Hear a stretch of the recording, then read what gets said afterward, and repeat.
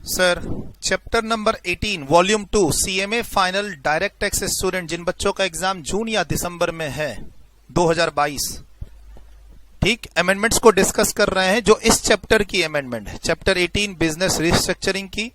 जो बच्चे इस वीडियो को यूट्यूब पे देख रहे हैं प्लीज ध्यान रखो, कोई भी अमेंडमेंट की वीडियो आती है तो उसके टाइटल में लिखा होता है अमेंडमेंट्स के बारे में। अमेंडमेंट की प्लेलिस्ट भी अलग से मेंटेन्ड है और मैं टेलीग्राम चैनल पे भी बताता हूं। तो सिर्फ अमेंडमेंट वाली क्लासेस को देखें, सभी क्लासेस को ना देखें, टाइम वेस्ट होगा। कुछ जनरल क्लासेस भी जाती हैं, मैं उसमें कभी नहीं लिखता कि ये अमेंडमेंट है। प्लेलिस्ट भी ऑलरेडी मेंटेन्ड है इसका अमेंडमेंट्स का। और कोई भी मेरी वीडियो देखो तो उसके डिस्क्रिप्शन में जरूर जाओ, वहां पर हो सकता है दूसरे अमेंडमेंट लेक्चर के लिंक भी मैं डाल दूं, हो सकता है, ठीक। अदरवाइज आपको नोटिफिकेशन आता रहेगा। अमेंडमेंट वर्ड कहीं ना कहीं टाइटल में लिखा होगा और या प्लेलिस्ट में मेंटेन्ड होगा, अमेंडमेंट वाली प्लेलिस्ट में, और या फिर टेलीग्राम चैनल पे जरूर बताऊंगा कि इसको देख लो, पिछले बैच में नहीं पढ़ाया था, पिछली बुक में नहीं था। अमेंडमेंट मतलब ये अमेंडमेंट कहां से हो रही है? 12th एडिशन की बुक से। किसके लिए रेलिवेंट है? जो हमारे यहाँ 11th एडिशन की बुक से क्लास को कंप्लीट कर रखे हैं पिछले साल या इस साल। सर बिजनेस रिस्ट्रक्चरिंग की जो पहली अमेंडमेंट है वो अमलगमेशन से रिलेटेड है, बहुत इजी। आ जाइए प्लीज फटाफट पेज नंबर 18.4 पे सेक्शन 72A की अमेंडमेंट देख लें। कोई अलग से हमारे पास अमेंडमेंट की बुकलेट नहीं है, छोटी छोटी अमेंडमेंट है, तो आप अपनी पुरानी बुक पे नोट कर लो। और अगर आपको लगता है कि अमेंडमेंट्स काफी ज्यादा है तो उन पेजेस का प्रिंट आउट निकाल लो। पूरी की पूरी बुक अवेलेबल है टेलीग्राम चैनल पे।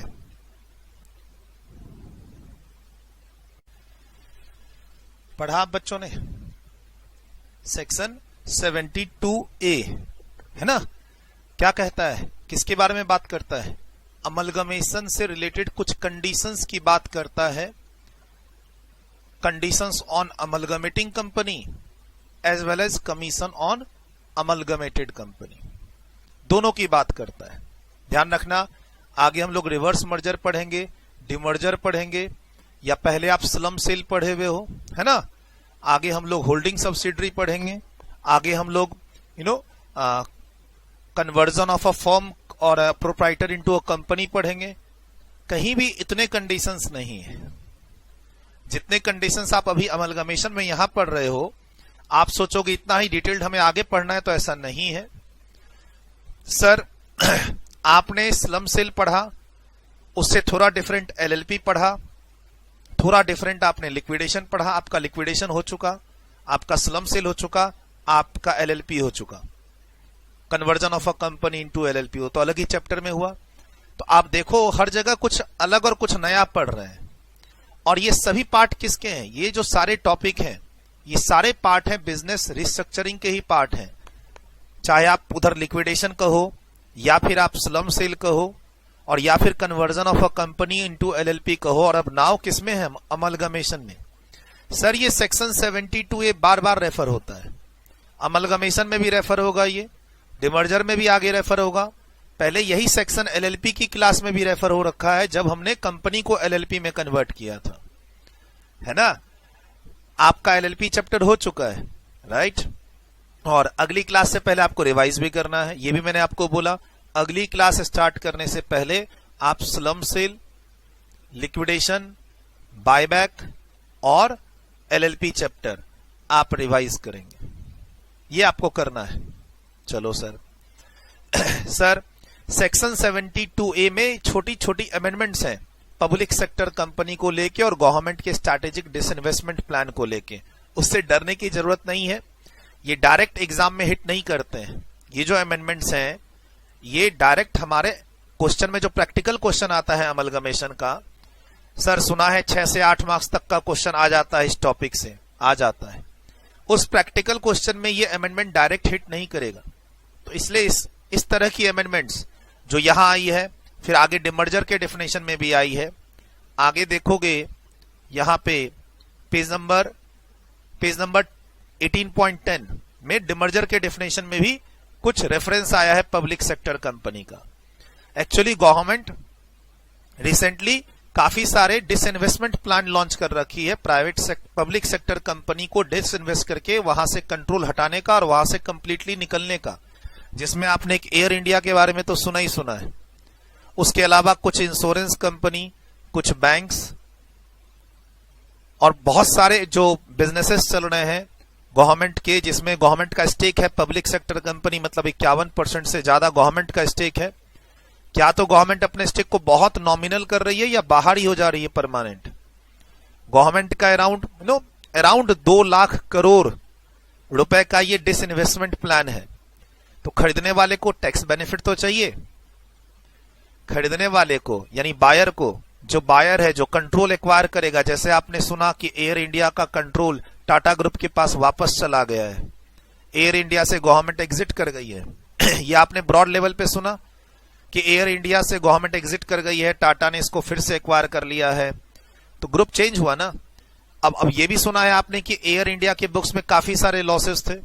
उस लॉसेस का क्या होगा, उस अनएब्सॉर्ब डेप्रिसिएशन का क्या होगा जो एयर इंडिया की बुक्स में थे? क्या वो टाटा ग्रुप को मिलेगा उसका बेनिफिट? क्या उसके लिए हमारे पास प्रोविजंस हैं? तो इसीलिए डिमर्जर में कुछ प्रोविजंस को यहां पर as a part of amendment आपको देखने को मिलेगा। लेकिन 6 मार्क्स, 8 मार्क्स, 10 मार्क्स वाले जो प्रैक्टिकल क्वेश्चन आते हैं इस चैप्टर से, चाहे वो आप स्लम सेल पे आ जाए या आपका एलएलपी के रिकंस्ट्रक्शन पे आ जाए, अमलगमेशन पे आ जाए, डिमर्जर पे आ जाए, वो इंस्टीट्यूट के मूड पे है। कब किस अटेम्प्ट में कौन सा टॉपिक पिक करती है, इंस्टीट्यूट के मूड पे है।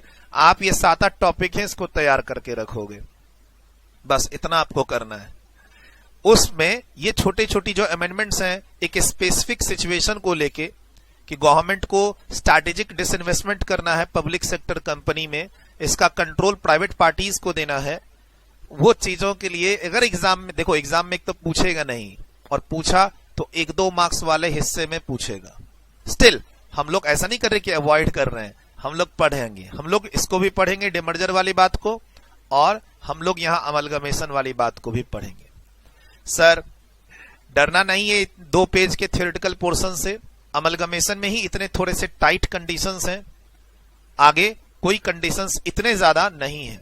जैसे ये 5-5 पॉइंट आप देख रहे हैं, जिसमें से 2 पॉइंट अमलगमेटिंग कंपनी के लिए है और 3 पॉइंट अमलगमेटेड कंपनी के लिए, 3-4 पॉइंट। तो ऐसे ही डिमर्जर में डिमर्ज्ड कंपनी, रिजल्टिंग कंपनी, उतने पॉइंट्स नहीं है वहां, ठीक है। तो चलो ठीक है, सब में कुछ ना कुछ यूनिकनेस है। आप कोई भी टॉपिक जो पढ़ रहे हो, चाहे वो लिक्विडेशन हो, conversion of a company into LLP हो, या फिर आपका स्लम सेल हो, या अभी अमलगमेशन, आगे डिमर्जर, आगे हम लोग holding to subsidiary, subsidiary to holding पढ़ेंगे, सब में कुछ यूनिकनेस है। कॉपी पेस्ट मत कर दीजिएगा कि एक जगह जो पढ़े वो सभी जगह एप्लीकेबल हो गया। फॉर एग्जाम्पल आपको मैंने क्या बताया, अभी क्या बताया, अगर अमलगमेशन होता है, अगर अमलगमेशन होता है तो पुरानी कंपनी को क्या बोलते हैं, अमलगमेटिंग कंपनी, और जो नई एंटिटी होती है उसको क्या बोलते हैं, अमलगमेटेड कंपनी। तो अमलगमेशन में कैपिटल गेन टैक्स नहीं है, ये बताया आपको। उसके बाद बोला अमलगमेटिंग कंपनी से अगर सेक्शन 72A के कंडीशन सेटिस्फाई करते हो, जो अभी पढ़ेंगे 2 पेज में, अगर वो कंडीशन सेटिस्फाई हो गए, एक प्लस ये अमलगमेशन जो हमारे डेफिनेशन के अकॉर्डिंग है, अमलगमेशन सेक्शन 2 क्लॉज 1B उसके अकॉर्डिंग है, सेक्शन 2 क्लॉज 1B अमलगमेशन का जो डेफिनेशन पढ़े वो उसके अकॉर्डिंग है। सेक्शन 72A के कंडीशंस जो अभी आपको मैंने बोला पढ़ो वीडियो रोक के, ना ही पढ़े कोई बात नहीं, मैं अभी बताऊंगा। अगर वो कंडीशन सेटिस्फाई होते हैं तो लॉसेस अमलगमेटिंग से अमलगमेटेड के पास चले जाएंगे। ऐसे भी समझो ना कि जो अमलगमेटेड है ना वो इसी में इंटरेस्टेड भी है, उसको 2 फायदे होते हैं अमलगमेटेड कंपनी को। जैसे एयर इंडिया को एक्वायर किया टाटा ग्रुप ने, इसमें टाटा ग्रुप को 2 फायदा होता है। एक तो उसको एक एयरलाइंस पे कंट्रोल मिल गया, वापस 60-70 साल पहले जिस बिजनेस में वो था, जो गवर्नमेंट के पास गया था, वापस उसके पास आ गया, और उसमें खूब सारे लॉसेस उसके पास आ गए, मतलब अगले 5-10 साल तक टैक्स की छुट्टी। अमलगमेशन में 2 चीजें होती हैं, एक तो बना बनाया रनिंग बिजनेस आपके पास आ जाता है, आपके पास दिमाग होना चाहिए। अरे गवर्नमेंट के झमेले बहुत होते हैं, इसीलिए गवर्नमेंट लॉस में जाती है। गवर्नमेंट की जो एंटिटीज हैं झमेले बहुत होते हैं, बाबू वाला हिसाब किताब होता है, कोई मेहनत नहीं करना चाहते हैं, इसीलिए मोस्टली लॉस में रहती हैं। तो गवर्नमेंट का भी विन विन सिचुएशन है डिसइन्वेस्टमेंट से। हालांकि अमलगमेशन में तो ओवरऑल जरूरी नहीं है कि खाली गवर्नमेंट इन्वॉल्व हो। एक एग्जांपल दे रहा हूं मैं कि सर गवर्नमेंट का भी फायदा है कि गवर्नमेंट को लॉस का बर्डन नहीं लेना पड़ेगा। देखो ये जो पढ़ रहे ना अमलगमेशन, जरूरी नहीं कि गवर्नमेंट सेक्टर में ही हो अमलगमेशन तभी ये बेनिफिट मिलेगा, ऐसा नहीं है। प्राइवेट सेक्टर में दो एंटिटी मर्ज हो रही है, अमलगमेशन हो रहा है, वहां भी ये सब टैक्स बेनिफिट मिलेंगे। बट मैं एग्जांपल आपके सामने रख रहा हूं एयर इंडिया का। तो सर एयर इंडिया अगर चला भी जाए टाटा ग्रुप के पास, तो गवर्नमेंट को जो हर साल 10,000 20,000 करोड़ का लॉस हो रहा था टू मेंटेन दैट एयरलाइंस, वो रुक गया। लॉस तो आज का नहीं है, लॉस तो 15-20 साल से ही चल रहा है। गवर्नमेंट ने, लोगों ने बोला कि मोदी सरकार ने इसको भी बेच दिया, तो भाई लॉसेस तो पहले से चले आ रहे हैं। ठीक है, जो भी हो, हम उस पॉलिटिक्स में नहीं जा रहे, लेकिन जो ये अमलगमेशन होती है उसमें हम अपना बिजनेस दूसरे को देना चाहते हैं बेटर मैनेजमेंट के लिए, बेटर मैनेजमेंट के लिए, और ओवर अ पीरियड हम उस बिजनेस से निकल भी सकते हैं, ओवर अ पीरियड हम उस बिजनेस से निकल भी सकते हैं। ठीक है, हालांकि अमलगमेशन में क्या होता है, हमें शेयर्स इशू करना पड़ता है, अमलगमेटेड कंपनी के शेयर्स इशू करते हैं share holder of amalgamating company को अमलगमेशन में।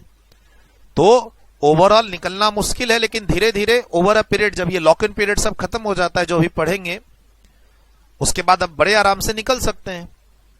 तो सर एक बेटर मैनेजमेंट मिलता है, जो नई कंपनी टेक ओवर करती है अमलगमेटेड कंपनी, उसको अमलगमेटिंग कंपनी से रनिंग बिजनेस मिलता है और उसके लॉसेस मिलते हैं। बोला सर क्यों कोई लॉसेस लेगा दूसरे के अपने सर पे?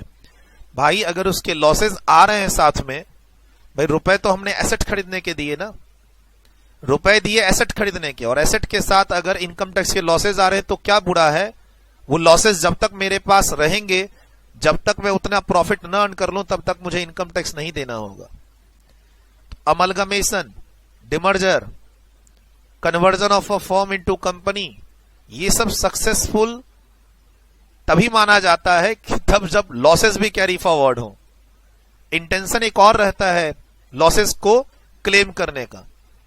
तो इसीलिए ये प्रोविजन सब आप पढ़ते हो, और ये पहली बार नहीं पढ़ रहे हो आप कि बिजनेस लॉस और अनएब्सॉर्ब डेप्रिसिएशन चले जाएंगे अमलगमेटेड के पास। सेम चीज आप एलएलपी की क्लास में पढ़ चुके हो कि जब कंपनी एलएलपी में कन्वर्ट होती है तो कंपनी के unabsorb depreciation and business loss LLP के पास चले जाते हैं। सेम चीज आप वहां पढ़ चुके हो नए 8 साल के लिए, एलएलपी की क्लास में एग्जाम्पल के साथ पढ़ चुके हो, वही यहां रिपीट करेंगे। सर और क्या यहां पर अभी बताया था, house property loss, CG loss carry forward, यानी ट्रांसफर नहीं होता अमलगमेटिंग से अमलगमेटेड के पास। अमलगमेटिंग बंद होगी ही होगी, अमलगमेशन में अमलगमेटिंग को बंद होना ही पड़ेगा, और बंद होने के साथ साथ उसका एचपी लॉस, सीजी लॉस सब खत्म।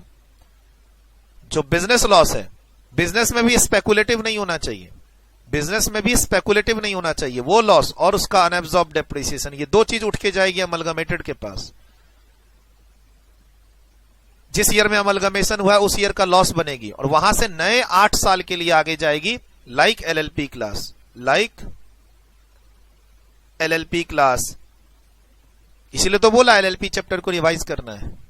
तो अब इन्हीं के कंडीशंस पढ़ रहे हैं जो पढ़ने बोला मैंने आपको, पढ़ लेते हैं इसको। अब कहता है carry forward and set of accumulated loss in the scheme of amalgamation.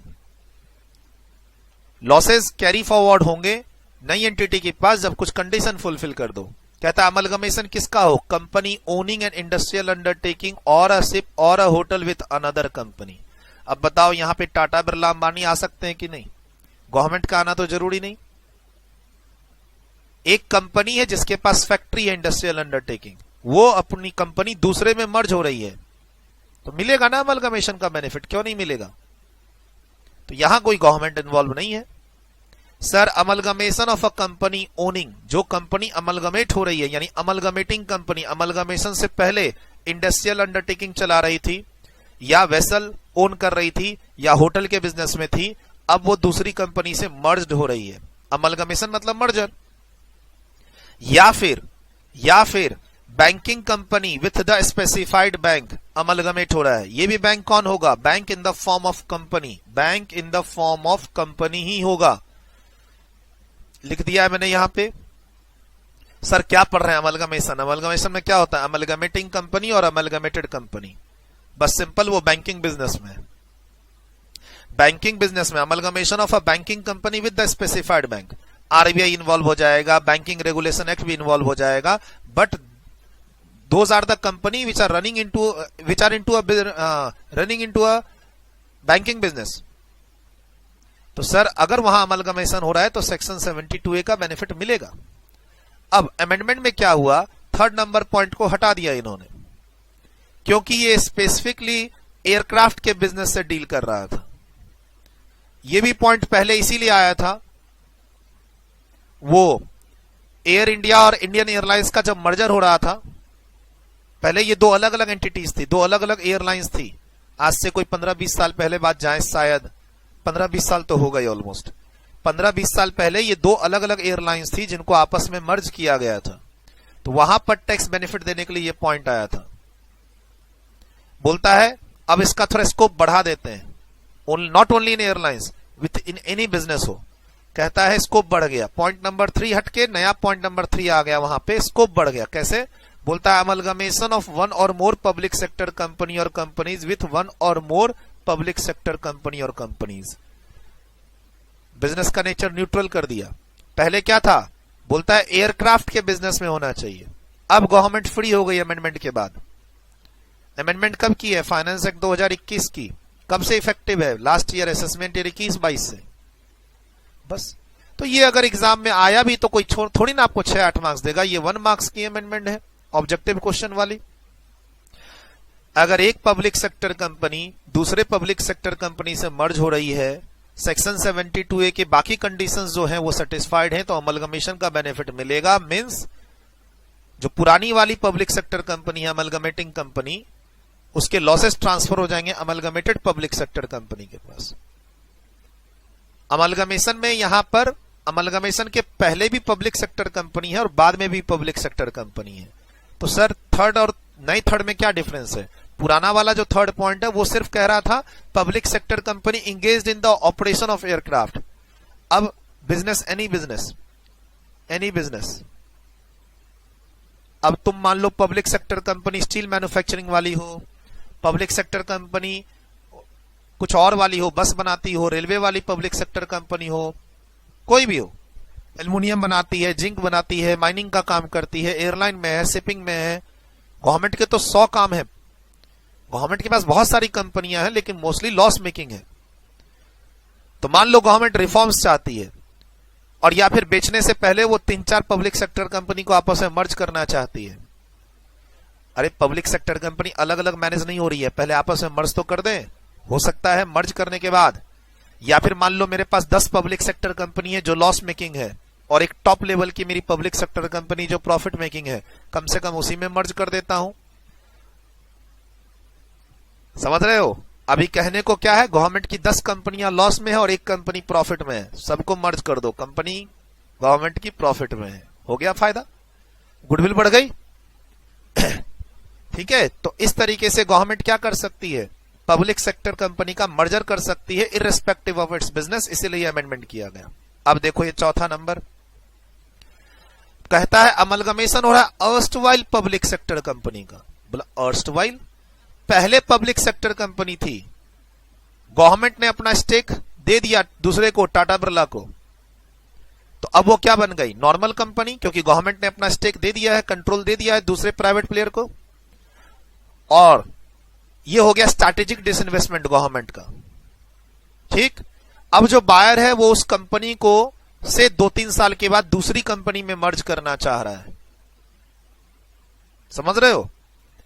पहले ये एक पब्लिक सेक्टर कंपनी थी, गवर्नमेंट ने अपना स्टेक बेच दिया, तो क्या बन गई? अर्स्टवाइल पब्लिक सेक्टर कंपनी, एक normal company owned by private player. अब वो प्राइवेट प्लेयर उस कंपनी को जो ओन कर रहा है, वो अब चाहता है कि उसको मैं अब उसी की मान लो कोई दूसरी तीसरी कंपनी हो, उसमें मर्ज करना चाह रहा है, तो कर दे मर्ज। लॉसेस जो कहां के हैं, पुरानी पब्लिक सेक्टर कंपनी के लॉसेस हैं, वो आगे डिसइन्वेस्टमेंट के बाद एक नॉर्मल कंपनी बनी, वहां जाएंगे और वहां से फिर और आगे निकल जाएंगे किसके पास? अमलगमेटेड के पास, इस प्रोविजंस के कारण। कहता है amalgamation of erstwhile public sector company with one or more company or companies if share purchase agreement entered into under strategic disinvestment restricted the immediate amalgamation of the said public sector company and the amalgamation is carried out within 5 years from the end of the financial year previous year in which the restrictions on amalgamation in the share agreement पर ends। समझ रहे हो? इसको समझने के लिए अगर छोटा सा मैं यहां पर आपको बताऊं,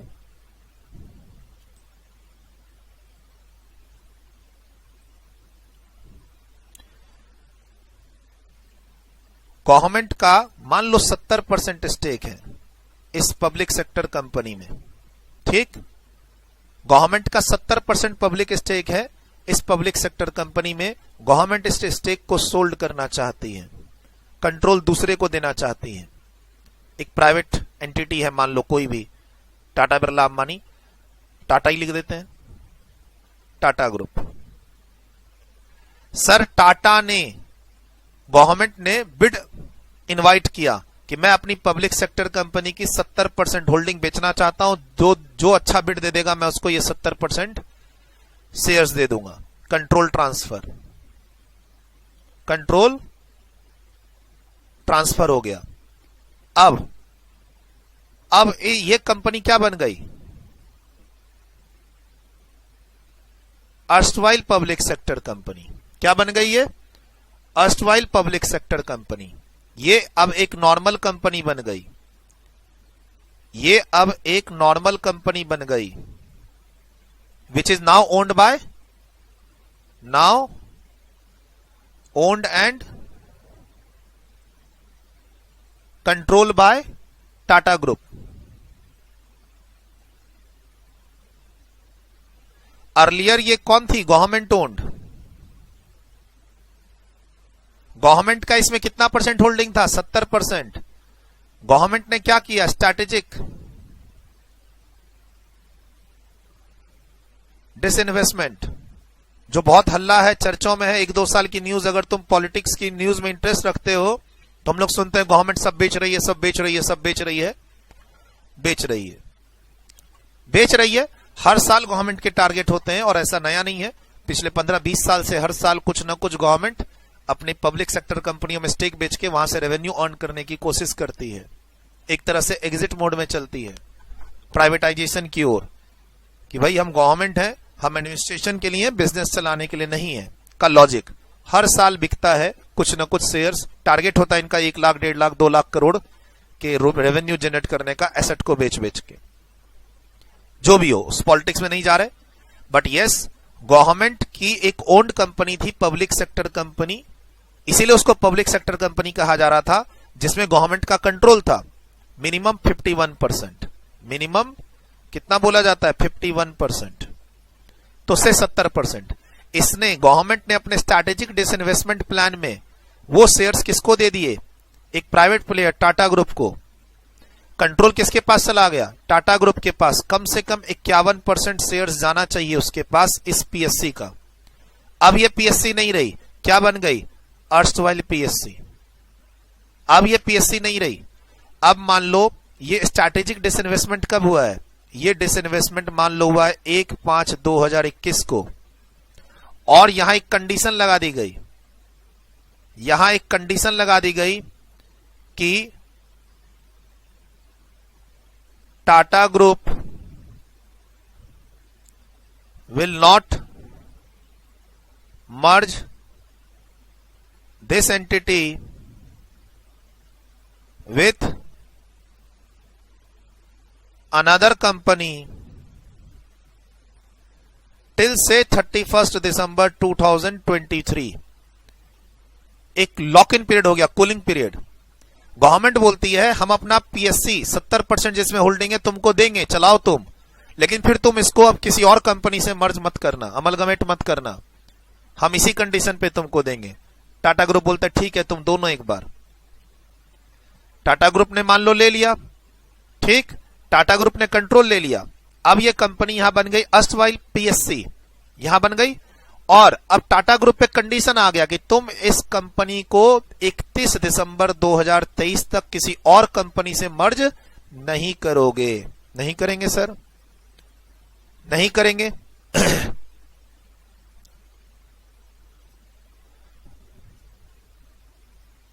ठीक है, नहीं करेंगे, लेकिन उसके बाद तो करने दोगे। तो चलो उसके बाद सर 1/5/2024 को इस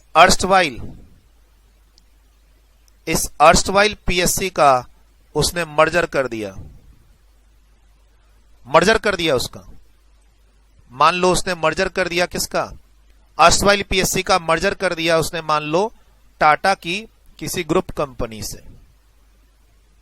कोई भी नाम ले लेते हैं, टाटा ग्रुप है, टाटा की किसी ग्रुप कंपनी से उसको मर्ज कर दिया। तो अब सवाल उठता है, बीच में पीएससी बनी अर्स्टवाइल पीएससी, और अर्स्टवाइल पीएससी से अब वो जाके मर्ज हो गई किसी टाटा की एक एंटिटी में पुलिंग लॉक इन पीरियड के बाद। तो सवाल उठता है कि यहां जो डिसइन्वेस्टमेंट हुआ है 1 मई 2021 को, यहां पर जो डिसइन्वेस्टमेंट हुआ है, यहां पर जो लॉसेस थे, कौन से लॉसेस? मान लो बिजनेस लॉस, मान लो अनएब्जॉर्ब्ड डेप्रिसिएशन, क्या उसका बेनिफिट यहां ट्रांसफर होगा इस पीरियड में? आंसर इज यस, होगा। खाली कम से कम 51% शेयर्स होल्ड करते रहे Tata group. Tata group government से 51% शेयर्स ले और उसको होल्ड करते रहे, हम ट्रांसफर कर देंगे इसको। यानी जो टाटा ग्रुप ने इस कंपनी को, गवर्नमेंट की कंपनी को एक्वायर किया है 1 मई 2021 और आगे जाके 1 मई 2024, इस बीच में अगर मान लो कोई प्रॉफिट होता है टाटा ग्रुप को, तो क्या पुराने लॉसेस जो पीएससी के लॉसेस थे जब वो गवर्नमेंट ओन्ड थी, क्या वो लॉसेस का बेनिफिट टाटा ग्रुप को मिलेगा डिसइन्वेस्टमेंट के बाद? मिलेगा अगर 51% की होल्डिंग रहेगी तो। कम से कम गवर्नमेंट ने इसके लिए प्रेस रिलीज निकाला हुआ है अलग से। ठीक, मिल गया। अब सवाल है कि क्या ये यहां से निकल के इसके पास जाएगा कि नहीं जाएगा? तो जाएगा, इसके पास भी जाएगा, इसके पास भी यहां से निकल के जाएगा। और यही चीज हम लोग 72A में अभी पढ़ रहे हैं। क्या कि जो अब ये अर्स्टवाइल पीएससी अपने आप को मर्ज कर रही है टाटा के ग्रुप में, तो अर्स्टवाइल पीएससी के पास जो लॉसेज हैं, और उसके पास भी कहां से आ रखे हैं? उसके खुद के लॉसेज नहीं है, वो पुराने लॉसेज है जब ये पीएससी गवर्नमेंट ओन्ड थी। तो अल्टीमेटली जो गवर्नमेंट ओन्ड पीएससी के लॉसेज थे वो ट्रेवल करते हुए जो नई एंटिटी फाइनली मर्ज होने के बाद बन रही है यहां पर अमलगमेटेड कंपनी, उसके पास जा सकते हैं कि नहीं जा सकते हैं? बोला जा सकते हैं, हमने 72A को अमेंड कर दिया है, जा सकते हैं। खाली ध्यान रहे, अगर ये 5 लाख रुपए है वैल्यू लॉसेस की, ध्यान रहे अगर वैल्यू लॉसेस की 5 लाख रुपए है तो मैक्सिमम 5 लाख ही जाएगा। और मान लो टाटा ग्रुप जब चलाई थी 2-3 साल, उसमें लॉसेस और बढ़ गए, तो बोलता है वो जो पुराने लॉसेस ले जाने हैं वो पूरा एज इट इज ले जा सकते हो, उससे ज्यादा मत ले जाना। ये कंडीशंस हैं। अब इसको एक बार पढ़ के फिर कोरिलेट करते हैं कि सही से आ रहे हैं कि नहीं, हम लोग क्लियर कट वो फॉलो मिल रहा है कि नहीं, वो फील मिल रहा है कि नहीं आपको इस पॉइंट से, ये वाले पॉइंट से वो फील मिल रहा है जो भी मैंने समझाने की कोशिश की। सर 3 एंटिटी इन्वॉल्व हो गई ना, एक पीएससी जो गवर्नमेंट ओन्ड थी, गवर्नमेंट ने अपना कंट्रोल दे दिया टाटा ग्रुप को, कंपनी वही है, कंपनी बंद नहीं हुई, खाली वो क्या बन गए? Erstwhile PSC. कंपनी तो वही है, अब ये कंपनी आगे मर्ज हो रही है, अब ये कंपनी बंद हो रही है। ठीक, तो बोलता है amalgamation of erstwhile public sector company with 1 और मोर कंपनी और कंपनीज। अब ये जो पीएससी है अब ये फाइनली बंद हो जाएगी, अमलगमेशन हो रहा है इसका किसी 1 और मोर कंपनीज के साथ, जो मैंने बोला टाटा ग्रुप के किसी कंपनी में जाके वो मर्ज होगी। पहले तो खाली शेयर्स खरीदे थे टाटा ग्रुप ने, कंपनी तो थी, अब कंपनी बंद हो रही है। पहले खाली क्या हुआ, कंपनी गवर्नमेंट ओन्ड से प्राइवेट ओन्ड बनी है, कंपनी बंद नहीं हुई है, अब कंपनी बंद हो जाएगी, अमलगमेशन होगा। If share purchase agreement entered into under strategic disinvestment restricted the immediate amalgamation of the said public sector company। तुरंत नहीं कर सकते हैं, नहीं किया, कहां कर पाए? हमने कब किया? एक कूलिंग पीरियड था, एक लॉक इन पीरियड था। कौन सा? 31 दिसंबर 2023 तक इस कंपनी को हम किसी से अमलगमेट नहीं कर पाएंगे। फाइनली हमने अमलगमेट कर दिया कब? 1 मई 2024 को। सर कितना डिले कर सकते थे? कब तक कर सकते थे? 5 years from the and, 5 years from the end of previous year 23-24। Amalgamation आगे कब तक कर सकते हैं? 31 मार्च 2029 तक कर सकते हैं अमलगमेशन आगे। कोई टेंशन मत लेना। कहां लिखा है? इसी में लिखा है। And the amalgamation is carried out within 5 years from the end of the financial year in which the restriction ends, in which the shares are sold by government. नहीं, गवर्नमेंट ने शेयर सोल्ड करते समय जो restriction डाली थी कि तुम इतने तारीख तक अमलगमेशन नहीं करोगे, वो तारीख जिस ईयर में खत्म हो रही है उस ईयर के एंड से 5 साल के अंदर अगर अमलगमेशन होता है तो लॉसेस, अर्स्टवाइल पीएससी के लॉसेस किसके पास चले जाएंगे? उस नई अमलगमेटेड एंटिटी के पास। लेकिन लॉसेस की वैल्यू ज्यादा नहीं होनी चाहिए। कौन से लॉसेस से? जो पीएससी से आया है। वो कहां लिखा है सर? वो यहां लिखा है। मतलब अमेंडमेंट एक तरह से हमारा होने जा रहा है। जो ये अमेंडमेंट है इस बार की, यहां लिखा है note number 1, the accumulated loss and unabsorbed depreciation of the amalgamating company in case of an amalgamation referred in point number 4। ये अमलगमेटिंग कंपनी कौन है? Erstwhile PSC owned by government? नहीं, ओन्ड बाय टाटा। टाटा के पास आ गए हमारे एग्जाम्पल में। आपको एग्जाम में ये टाटा गवर्नमेंट नहीं लिखना है। एक होता है पीएससी और एक होता है अर्स्टवाइल पीएससी। तो आपको वर्ड यूज करना है अर्स्टवाइल पीएससी। ठीक, जो यहां वर्ड है कहता है which is deemed to be the loss as the case may be और allowances for unabsorbed depreciation of the amalgamated company. ये जो नई ग्रुप कंपनी थी जिसमें वो अर्स्टवाइल पीएससी जाके मर्ज हो रही है, कहता है वो जो लॉसेस अब ट्रांसफर होंगे वो लॉसेस कितने से अधिक नहीं होने चाहिए? Shall not be more than the accumulated loss और unabsorbed depreciation of the public sector company as on the date on which the public sector company ceases to be a public sector company as a result of disinvestment. तो ये date कौन सी होगी हमारे example की? ये वाली date जिस दिन डिसइन्वेस्टमेंट प्लान हुआ था। डिसइन्वेस्टमेंट कब हुआ था? 1 मई 2021। बोलता है जो लॉसेस आप लेके जा रहे हो नई एंटिटी के पास आगे, वो लॉसेस उससे अधिक नहीं होने चाहिए। किससे अधिक? इस 5 लाख से अधिक नहीं होने चाहिए। 5 लाख तक ही लॉसेस इस टाटा की नई कंपनी के पास जाएगा। याद रखना, जिस इन्वेस्टमेंट में यहां से लेकर यहां तक ये डिसइन्वेस्टमेंट हुआ है, डिसइन्वेस्टमेंट में क्या होगा? कंपनी सेम है, कंपनी सेम है, ओनर चेंज हो रहे हैं। ठीक, ओनर चेंज हो रहे हैं, कंपनी सेम है, ओनर चेंज हो रहे हैं। और खूब सारा लॉसेस पीएससी का जो गवर्नमेंट चला रही थी, अब वो लॉसेस किसका बन चुका है? प्राइवेट एंटिटी का, ओन्ड बाय टाटा ग्रुप। खूब सारा लॉसेस। और अब मैं cooling period, lock in period का वेट करूंगा।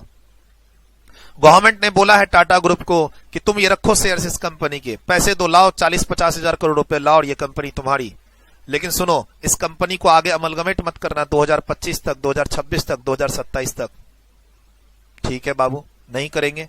तो वो कूलिंग पीरियड मेरा खत्म हो गया, लॉक इन पीरियड 31 दिसंबर 2023 को। उसके बाद मैंने अमलगमेशन किया। तो यहां पर क्या हो रहा है? यहां पर चेंज ऑफ कंपनी हो रहा है। पीछे क्या हुआ था? कंपनी सेम थी, ओनर चेंज हुआ था। अब यहां क्या हो रहा है? Change of company.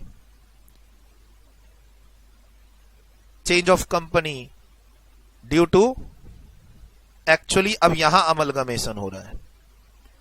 ठीक, और यहां क्या हुआ मालूम? अब क्या होगा? पीएससी को बंद होना पड़ेगा। PSC will be close, winding up. Amalgamation में अमलगमेटिंग कंपनी, यहां अमलगमेटिंग कंपनी कौन है? यहां अमलगमेटिंग कंपनी कौन है मालूम है? क्या नाम दूंगा मैं उसको अमलगमेटिंग कंपनी को? अमलगमेशन हो रहा है ना यहां। अब मैं अमलगमेटिंग कंपनी कौन है मालूम है? Erstwhile PSC. एक पीएससी जो पहले एक कंपनी जो पहले पीएससी थी अब नॉर्मल है, ओन्ड बाय टाटा, उसका अमलगमेशन हो रहा है किसके साथ? किसी टाटा ग्रुप कंपनी के साथ। क्या ये भी पीएससी है? नहीं नहीं, ये पीएससी वैसी नहीं है, नॉर्मल कंपनी है टाटा ग्रुप की, से Tata Motors limited, Tata power limited, Tata whatever जो भी है। तो यही पूरी कहानी है। बोलता है अगर अर्स्टवाइल पीएससी, एक कंपनी पहले पीएससी थी, गवर्नमेंट के डिसइन्वेस्टमेंट के कारण वो नॉर्मल बनी, अब उसका मर्जर हो रहा है after restriction with in 5 years from the end of the year in which such restriction is ending, तो अमलगमेशन में अर्स्टवाइल पीएससी के लॉसेस जा सकते हैं किसके पास? अमलगमेटेड के पास। लेकिन कितने? मैक्सिमम कितने? जितना at the time of disinvestment था। डेट वेट सब मैंने दे दी और पूरा फ्लो बता दिया है, पूरा फ्लो बता दिया है। ये डिस्कस हो गया हमारा। यहां पे कहता है अर्स्टवाइल पब्लिक सेक्टर कंपनी कौन है? Means a company which was a public sector company earlier previous years, लेकिन सीजेज हो गई, नहीं रही, क्योंकि गवर्नमेंट ने क्या किया? Strategic disinvestment. जब मैंने अपने शेयर्स, गवर्नमेंट ने शेयर्स टाटा ग्रुप को दिए, तो वो पॉइंट था स्ट्रैटेजिक डिसइन्वेस्टमेंट का, जहां पर पीएससी बन गई क्या? Erstwhile PSC. ठीक, स्ट्रैटेजिक डिसइन्वेस्टमेंट किसको बोलते हैं? गवर्नमेंट अपना कंट्रोल बायर को दे रही है, गवर्नमेंट का कंट्रोल 51 से नीचे आएगा और बायर का कंट्रोल 51 तक जाएगा या उसके ऊपर जाएगा। Strategic disinvestment means sale of share holding by the central government और any state government, state government भी है यहां पे, ध्यान रखिएगा, in a public sector company which results in the reduction of its share holding. किसकी होल्डिंग? गवर्नमेंट की holding 51 से कम हो जाएगी, लेकिन बायर को कंट्रोल देना पड़ेगा। बायर को कंट्रोल देने का मतलब बायर के पास कम से कम 51% होल्डिंग जानी चाहिए। अगर लॉसेस का बेनिफिट लेना है बायर को और एज वेल एज उस नई अमलगमेशन के बाद अमलगमेटेड कंपनी को, तो एक प्रेस रिलीज आ रखी है जिसमें यह लिखा हुआ है कि बायर के पास कम से कम 51% शेयर होल्डिंग डिसइन्वेस्टमेंट के पास बाद लगातार बनी रहनी चाहिए up to the date of amalgamation. वो मैंने आपको लिखा दिया। सर अभी पीछे पढ़े थे कि अमलगमेशन कंपनी का होता है ओनिंग एन इंडस्ट्रियल अंडरटेकिंग। तो इंडस्ट्रियल अंडरटेकिंग किसको बोलते हैं? ये रहा। ठीक, industrial undertaking means any undertaking which is engage in the manufacturing और processing of goods, manufacturing of computer software, business of generation distribution electricity of any form of power, the business of providing telecommunication services with basic this that, mining, construction of ship, aircraft, rail system. Sir कभी कभी ये 2-3 marks में पूछ देता है, अगर ज्यादा किस्मत हमारी खराब रही तो इंडस्ट्रियल अंडरटेकिंग का मतलब क्या है? क्योंकि अगर आप इस बिजनेस में नहीं है और अमलगमेशन करते हैं तो लॉसेस कैरी फॉरवर्ड अमलगमेटेड के पास नहीं जाएंगे। क्या तो आप ये सब बिजनेस में रहिए, क्या तो आप ये सब बिजनेस में रहिए, या फिर आप ओन कीजिए शिप्स या होटल और दूसरे से मर्ज हो जाइए, या फिर आप बैंक हैं, या फिर आप पीएससी हैं, और या फिर आप अर्स्टवाइल पीएससी हैं। अर्स्टवाइल पीएससी हैं, अमलगमेशन नहीं कर पाए थे क्योंकि गवर्नमेंट की रेस्ट्रिक्शन थी। रेस्ट्रिक्शन जिस ईयर में खत्म हुआ उसके एंड से 5 साल के अंदर अमलगमेशन कर रहे हैं आप, तो फिर 72A के अंदर आपके लॉसेस भी जाएंगे। अब हम लोग ये छोटे से कंडीशन पढ़ लेते हैं, लेकिन हाँ जो 72A की अमेंडमेंट है अमलगमेशन से रिलेटेड वो हमने यहां पे कवर कर ली। जो बच्चे इस पोर्शन को यूट्यूब पे देख रहे हैं वो बच्चे, और बाकी जो हमारे रजिस्टर्ड स्टूडेंट्स हैं वो तो क्लास पढ़ ही रहे हैं। सर अगर मैं आपके नोट्स देखूं तो अमलगमेशन में पेज नंबर, हम लोग वॉल्यूम 2 में, जो बच्चे यूट्यूब पे इस वीडियो को देख रहे हैं वॉल्यूम 2 पेज नंबर 18.1 पे है। टेलीग्राम चैनल पे जाओगे तो ये बुक फ्री में डाउनलोड कर सकते हो। उसमें हम गए तो देखो कहीं कोई अमेंडमेंट नहीं दिख रहा, 18.4 पे दिख रहा है। पढ़ाने के दौरान ये भी कवर्ड हो गया और ये भी कवर्ड हो गया। ठीक, क्लियर? ठीक, अब इसके बाद आगे देखो, आगे देखो तो थोड़ा बहुत इसी पॉइंट को रिकॉग्नाइज किया गया है डिमर्जर में, यहां पे नथिंग एल्स। कहा गया है कि गवर्नमेंट अगर डिसइन्वेस्टमेंट करती है, स्प्लिट करती है, रिकंस्ट्रक्शन करती है, एक पब्लिक सेक्टर कंपनी को 2 हिस्सों में बांटती है तो उसको डिमर्जर कहेंगे और कैपिटल गेन का बेनिफिट मिलेगा। मतलब पीएससी में अपना कंट्रोल कम कर रही है, बांट, स्प्लिट कर रही है, एक पीएससी को 2-3 पीएससी में बांट रही है। ठीक, तो उसको बोला गया डिमर्जर, बोल के उसको डिमर्जर का बेनिफिट देंगे, यानी कैपिटल गेन वहां नहीं लगाएंगे। तो ये हम आगे पढ़ लेंगे अभी, बाकी तो मुझे यहां पे कुछ दिख नहीं रहा है। ठीक, चलिए सर वापस आते हैं यहां पे, हमारा ये पेज कंप्लीट। बच्चा लोग, सारे बच्चे रजिस्टर्ड स्टूडेंट्स ध्यान रखिए, हम लोग चैप्टर 18 में हैं। अमलगमेशन का ये पॉइंट हमारा डिस्कस हो चुका है ना। अब हम इस कंडीशंस पे आते हैं। यहां सारा पॉइंट डिस्कस हो चुका, अब हम लोग इस पॉइंट पे आते हैं। बट उसके पहले ये चार्ट मेरे हिसाब से नोट करना चाहिए आपको। यहां कुछ देखो नोटिंग करनी है क्या, यहां लिखिए रेफर क्लास चार्ट, तभी समझ में आएगा ये पॉइंट रिवीजन के टाइम पे। डन। और ये चार्ट आपको सारा आइडिया दे रहा है। टाटा ग्रुप को मैंने एग्जाम्पल लिया है, just an example, class example है, सच्चाई से इसका कोई लेना देना नहीं है।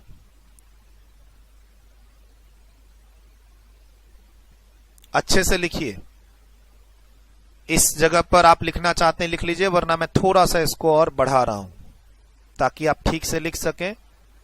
पहले ये वाला हिस्सा लिखिए, फिर मैं बाएं दाएं ऊपर नीचे करके लिखवा दूंगा। गवर्नमेंट ओन्ड पीएससी थी, गवर्नमेंट ने डिसइन्वेस्टमेंट कर दिया उसका 1 मई 2021 को।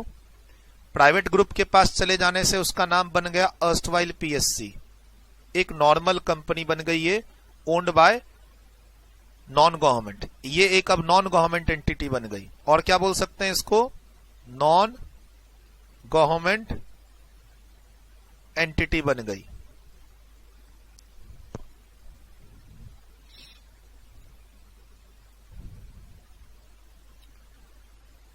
जो बायर है टाटा ग्रुप, उसके पास कंट्रोल आना चाहिए इस एंटिटी का, और वो कंट्रोल कब आएगा, बोला गया कम से कम 51% होल्डिंग रखे। प्रेस रिलीज आ रखी है, लॉसेस का बेनिफिट लेना चाहते हो तो कम से कम 51% होल्ड करो।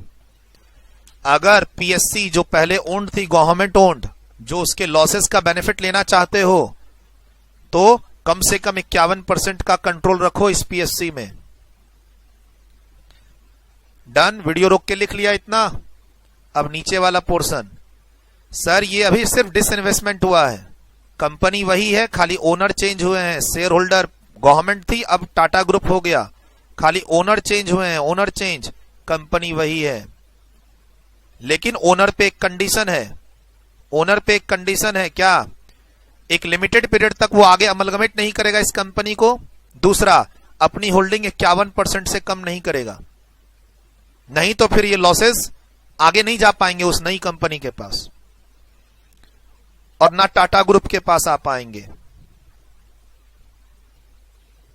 डन। वीडियो रोका आपने, लिखा। 51% की बात नहीं लिखनी है एग्जाम में, 51% की बात नहीं लिखनी है एग्जाम में। एग्जाम में यहां जो बात लिखी है उसी का ध्यान रखना है। चौथे नंबर पॉइंट पे एग्जाम में तो क्वेश्चन आएगा, हां और ना में आंसर देना है तुमको।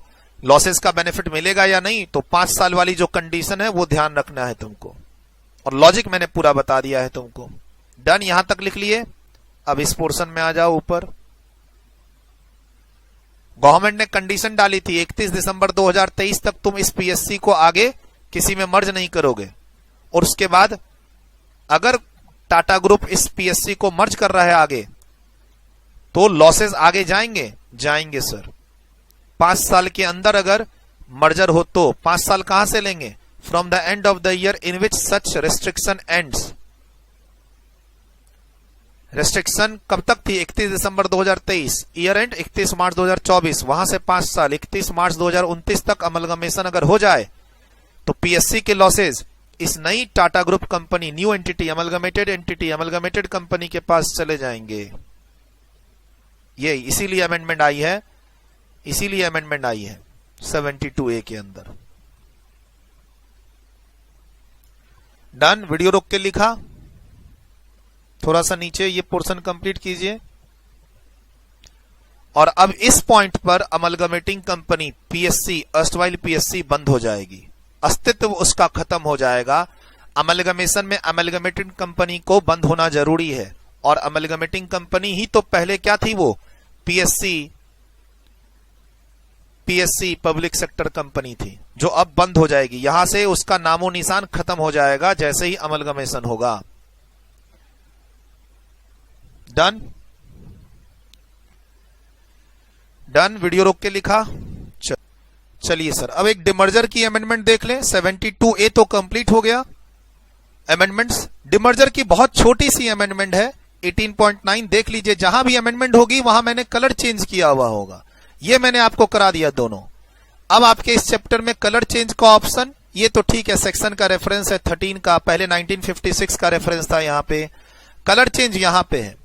तो सर आपने जो क्लास में डिमर्जर से रिलेटेड कॉन्सेप्ट्स पढ़े उसमें कहीं कोई चेंज नहीं है। मैंने क्लास में पढ़ाते समय भी बोला था कि जैसे ये डिम्ड डिमर्जर का पॉइंट है, डिम्ड डिमर्जर का पॉइंट है जिसकी एग्जाम में जो क्वेश्चन आते हैं 6-8 मार्क्स वाले, उसमें कोई वैल्यू नहीं है। गवर्नमेंट ने अपने कुछ ट्रांजैक्शंस को डिम्ड डिमर्जर मान लिया है ताकि कैपिटल गेन का बेनिफिट दे सकें, बस। सर अगर नहीं मानेंगे डिम्ड डिमर्जर तो फिर क्या होगा, ये सारे कंडीशन फुलफिल करने होंगे। हम क्लास के अंदर डिमर्जर के बेनिफिट पढ़ते हैं, ये वाले क्लास के अंदर पढ़ते हैं। डिमर्जर में डिमर्ज कंपनी से रिजल्टिंग कंपनी के पास, डिमर्ज कंपनी से रिजल्टिंग कंपनी के पास कैपिटल एसेट का ट्रांसफर होगा तो कैपिटल गेन नहीं, और शेयर्स मिलेंगे रिजल्टिंग कंपनी के, किसको, डिमर्ज्ड कंपनी के शेयर होल्डर को, तो वहां कैपिटल गेन नहीं लगेगा। सर ये बेनिफिट गवर्नमेंट चाहती है कि जब हम अपनी एंटिटी का रिकंस्ट्रक्शन करें, स्प्लिट करें, तो वहां भी मिले ये बेनिफिट्स। और गवर्नमेंट उसके साथ ये भी चाहती है कि हमें ये कंडीशंस फुलफिल ना करना पड़े। कौन से कंडीशंस, जो सेक्शन 219 कैपिटल ए में लिखे हुए हैं। इसीलिए गवर्नमेंट अपने फेवर करने के लिए यहां पर बोलती है हम डिम्ड डिमर्जर मान लेंगे, हम डिम्ड डिमर्जर मान लेंगे। वैसे ही इस साल एक नया पॉइंट और आ गया, इससे कोई घबराना नहीं है, कोई कॉन्सेप्चुअल चेंज नहीं हुआ है जिसके कि आपको पूरी क्लास फिर से देखनी पड़ेगी तो एग्जाम आपका खराब चला जाएगा। एज्यूमिंग कि आपने मेरी 11th एडिशन से क्लास कंप्लीट कर रखी है और आपका एग्जाम अब जून दिसंबर 2022 में है, यही ना, बस छोटी सी बात है। कहता है रिकंस्ट्रक्शन और splitting up of a public sector company into separate companies shall be deemed to be a demerger if such reconstruction or split up has been made to transfer any asset of the demerged company to the resulting company, but resulting company कौन होनी चाहिए, public sector company. And government के कुछ और conditions जो notify होंगे वो fulfil कर दे। अब sir deemed to be demerger क्यों माना पड़ा, क्यों इसमें लिखा हुआ है डीम्ड टू बी डिमर्जर, क्योंकि ये कंडीशंस गवर्नमेंट अपने पीएस पब्लिक सेक्टर कंपनी के लिए फॉलो नहीं करना चाहती है। इतने सारे कंडीशंस, यहां जो इतने सारे कंडीशंस हैं जिनको फुलफिल नहीं करोगे तो डिमर्जर नहीं कहलाएगा, डिमर्जर नहीं कहलाएगा तो ये वाले कैपिटल गेन एग्जम्प्ट नहीं होंगे और गवर्नमेंट को एग्जम्पशन लेनी है। गवर्नमेंट चाहती है हम जो अपनी पब्लिक सेक्टर कंपनी में रिकंस्ट्रक्शन करें, स्प्लिट अप करें और एसेट को पुरानी पब्लिक सेक्टर कंपनी से नई रिजल्टिंग कंपनी जो एक और पब्लिक सेक्टर कंपनी ही है उसको दें और कैपिटल गेन भी ना लगे। तो इसीलिए गवर्नमेंट बोलती है हम इसको डिम डिमर्जर मान लेंगे, तो इसके लिए घबराने की जरूरत नहीं है। सर एग्जाम में जो अमलगमेशन डिमर्जर के 8 मार्क्स के क्वेश्चन आते हैं उसमें ये अमेंडमेंट हिट नहीं करता है। बच्चा लोग क्लास में आपको बोला हुआ है स्लम सेल, नोट करना है, नोट कर लो। स्लम सेल, अमलगमेशन, डिमर्जर 3, पहला स्लम सेल, दूसरा अमलगमेशन, तीसरा डिमर्जर, चौथा CMA final student reverse merger, very important topic. CA final के बच्चे ये टॉपिक नहीं पढ़ते हैं, रिवर्स मर्जर, और सीएमए इंस्टीट्यूट कूट कूट के ये पूछती है रिवर्स मर्जर। अगर आप सीए से कंपेयर करो तो ये टॉपिक सीए स्टूडेंट के बीच में उतना फेमस नहीं है, वो अमलगमेशन डिमर्जर पढ़ते हैं, स्लम सेल पढ़ते हैं, अपने को रिवर्स मर्जर भी पढ़ना है, चौथा टॉपिक।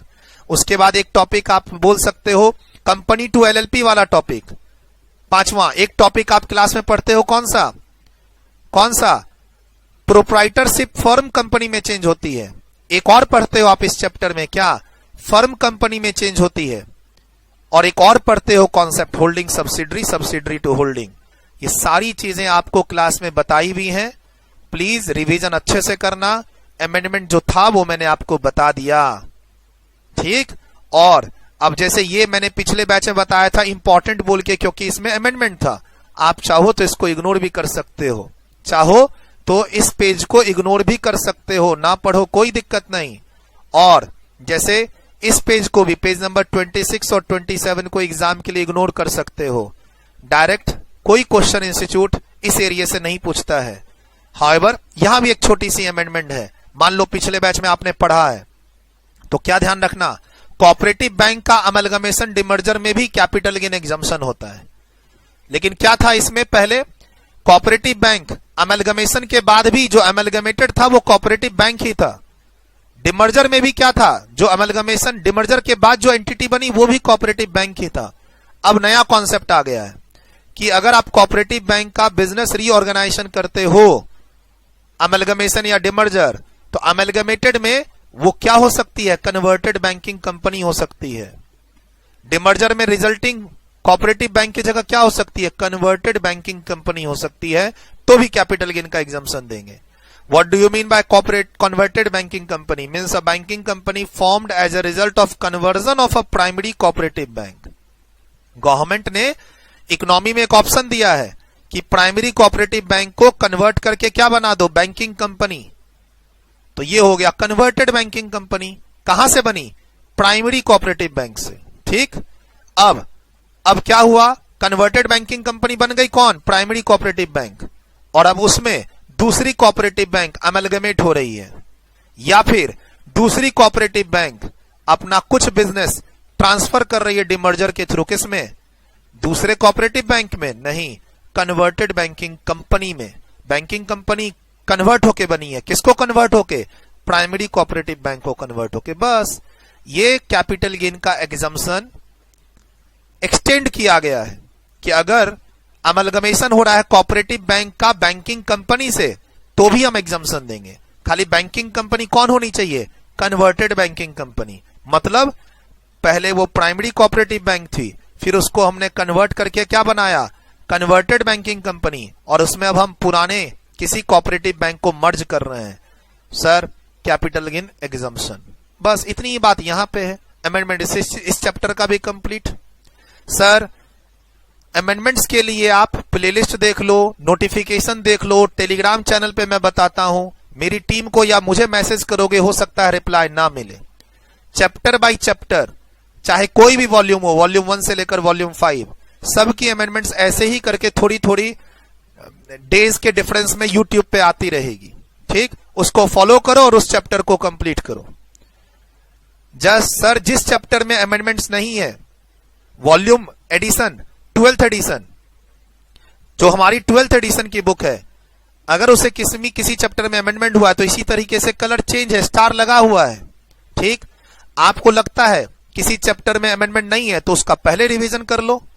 किसी चैप्टर में अमेंडमेंट है और उसकी अमेंडमेंट मैंने यूट्यूब पे करा दी है तो उसको भी कंप्लीट कर लो।